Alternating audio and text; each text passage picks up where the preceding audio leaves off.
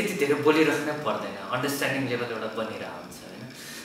र जहाँ जति कम, जस्तै अहिले नेपालको संविधान, त्यहाँ यति धेरै लेख्नुपर्छ नि कि त्यो यति मोटो बुक हुन्छ होला होइन, सबै कुरा लेख्नुपर्छ। त्यसमा पनि विवाद एउटा सानो, जस्तै जति डेभलप कन्ट्री उनीहरूको संविधान त्यति सानो छ कि अझसम्म हाम्रो देशको अवस्था भनेको, यो त अहिले अप्ठ्यारो लाग्छ भन्न, तै पनि मलाई चाहिँ फ्याक्ट भन्ने बानी भएर हामी टोयलेट गरेर आएपछि साबुनले हात धुनुपर्छ भनेर जुन शिक्षा छ नि, नेपालको स्वास्थ्य मन्त्रालयको सबभन्दा धेरै बजेट यसैमा जान्छ भने चाहिँ हामीले यसबाट थाहा पाउनुपर्छ कि हामी कुन फेजमा छौँ।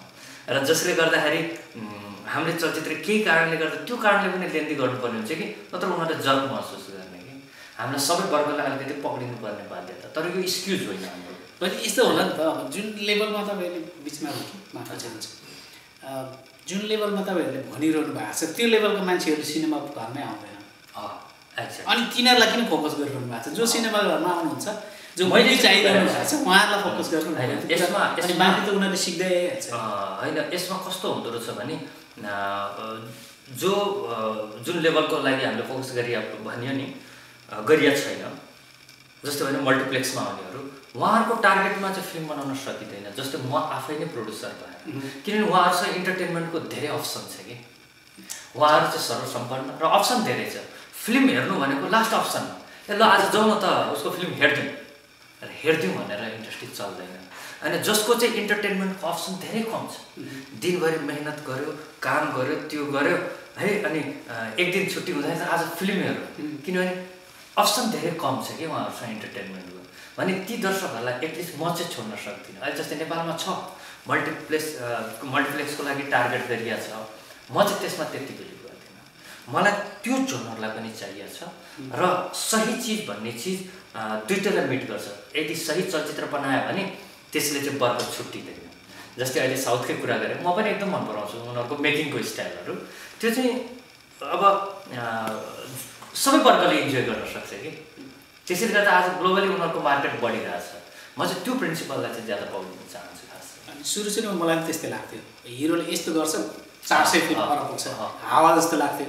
पछि हेर्दाखेरि अहिले मलाई के लाग्यो भने त्यति गरेन भने त त्यो त हिरो नै भएन नि। हिरो उसको हिरोइजम देखाउँ न, यति इन्टरटेनको तरिकाले देखाइदिउँ हो, यही हिरो बन्ने चक्करमा मैले सबै कुरा वास्तविकता यहाँ आज यतिबाट जम्प गर्नु होइन, भोलि त्यहाँ सिटी र ताली आयो दर्शकको होइन। म चाहिँ लक्की मान्छु, मलाई साह्रै माया गर्नुभयो कि, अनि त्योभन्दा पनि बेसी माया चाहियो मलाई। त्यो गर्ने चक्करमा मैले यति एक्सिडेन्ट भएको छु नि, यो दुईटै खुट्टा भाँचिया छ, मेरो औँलाहरू हेर्नुहोस् सबै बाङ्गो छ, दाँत कतिचोटि होइन भाँचिसक्यो, केही पनि बाँकी छैन। यस्तो रहेछ नि त वास्तवमा, तपाईँले त्यो नगरेर पनि त्यसलाई बनाउन सकिँदो रहेछ नि त होइन। ए होइन, त्यसको चाहिँ फरक हुन्छ, किनभने पुरै आर्टिफिसियल तरिकाले गर्नु र धेरै रियल, अनि त्यसमा चाहिँ भनौँ न खाना मिठो त बनाइन्छ नि राइस पुडिङ जस्तै, तर त्यसमा चाहिँ केही बास्ना राखिदिनुमा फरक पर्छ कि, त्यो चिज हो यो चाहिँ।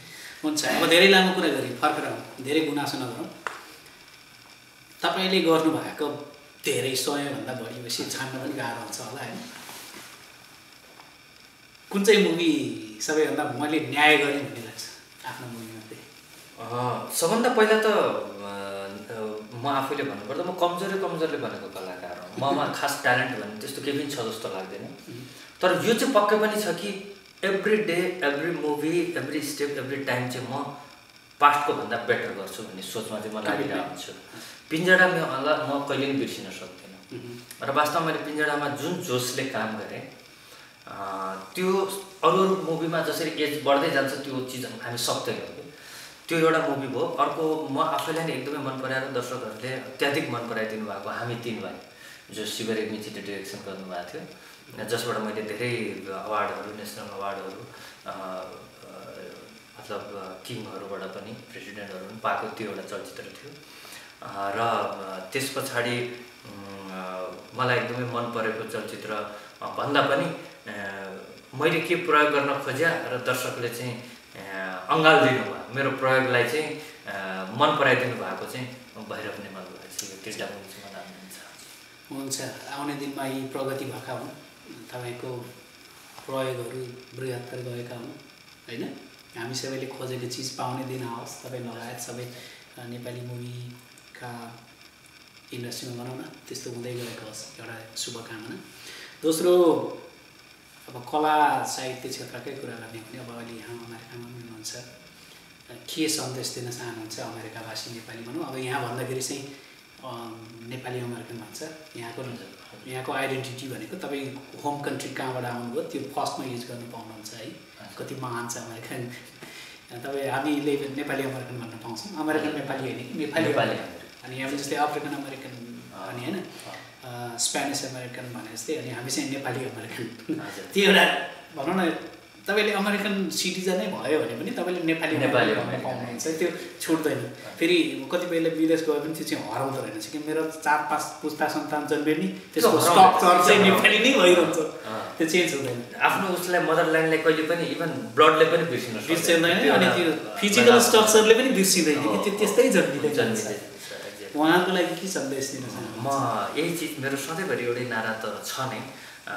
हामी नेपालीको नेपाली चलचित्र र हामीले आत्मसात गऱ्यौँ भने एक दिन विश्व बजारमा हामीले जसरी सबै देशमा बसेर नेपाली हौँ जस्तै नेपाली अमेरिकन हौँ भने जस्तै गर्व गरे जस्तै हाम्रो नेपालबाट बनेको चलचित्र भन्ने हिसाबले चाहिँ विश्व बजारमा लान सक्छौँ अब सुरुवात हुँदैछ हामी धेरै उसमा गइरहेछौँ आत्मसात गर्नुपर्छ यो चिजलाई गरिदिनु भयो भने अझ राम्रो हुन्छ र मेरो यो अमेरिका भिजिटको क्रममा म यही भन्न चाहन्छु कि हाम्रो नेपाली दाजुभाइ दिदीबहिनी छन् उहाँहरूले जति जुन माया गरेर निक्लुप्रति चिनाउनु भयो र त्यसमा नेपाली कल्चरलाई मन पराउने हाम्रो भुटनिज दाजुभाइ दिदीबहिनीहरू जसले मलाई अत्याधिक माया गर्नुभयो मलाई थाहा छ म धेरै ठाउँमा जाँदाखेरि भुटनिज दाजुभाइ दिदीबहिनीहरू आएर जुन माया देखाउनुहुन्थ्यो उहाँहरू र तिब्बतीयन दाजुभाइ दिदीबहिनीहरू उहाँहरूको लागि मैले एउटा कोसिस गरेको चलचित्र नयाँ प्रयोग गरेको चलचित्र भैरव जुन नेपालमा चाहिँ राम्रो मन पराउनु भएको छ त्यसको प्रदर्शनको क्रममा आएको छु र म फिडब्याक चाहन्छु हुन्छ कुनै चिज मैले नसोधेको तपाईँलाई भन्नै मन लागेको चिज छुटेको छ कि